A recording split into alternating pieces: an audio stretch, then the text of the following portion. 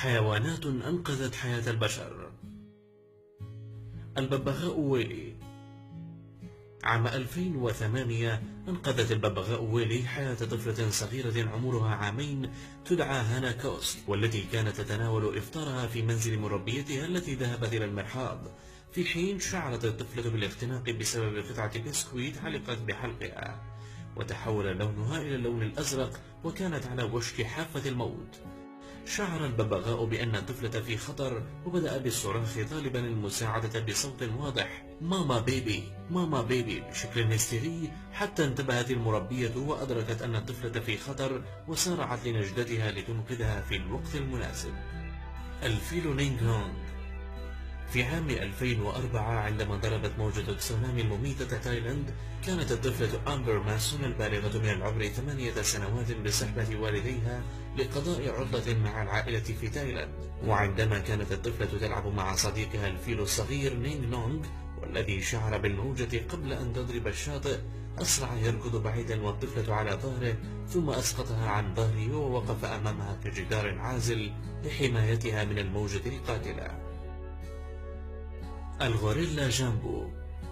في عام 1986 اشتهرت الغوريلا جامبو ببطولتها النادرة، عندما سقط طفل صغير عمره 5 سنوات عن طريق الخطأ إلى مكان الغوريلا بحديقة الحيوانات، وأصيب بكسور في يده وخدوش بالجمجمة، ولكن لحسن حظه سقط في مكان الغوريلا جامبو الذي أخذت الصبي وأمنت له الحماية من بقية الغوريلات، وبعد دقائق استعاد الصبي وعيه وتم إنقاذه من حراس الحديقة. العنزة ماندي. نول أوسبورن هو مزارع يمتلك عددا كبيرا من الحيوانات.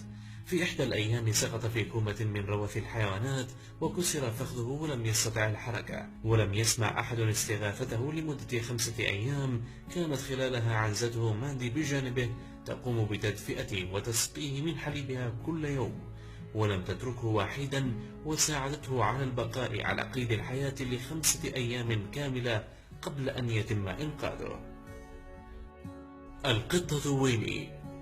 بإحدى الليالي المظلمة عام 2007 استيقظت كاثي كيسلينغ على مواء قطتها الحاد الذي كان يشبه الصراخ، وعندما حاولت كاثي النهوض من الفراش شعرت بالدوار، وسرعان ما طلبت كاثي الشرطة لمساعدتها هي وعائلتها، فقد كانت مضخة المياه التي تعمل بالديزل أطلقت غازا قاتلا عديم الرائحة، والذي ملأ المنزل ولم ينتبه له سكان المنزل باستثناء القطة الصغيرة ويني.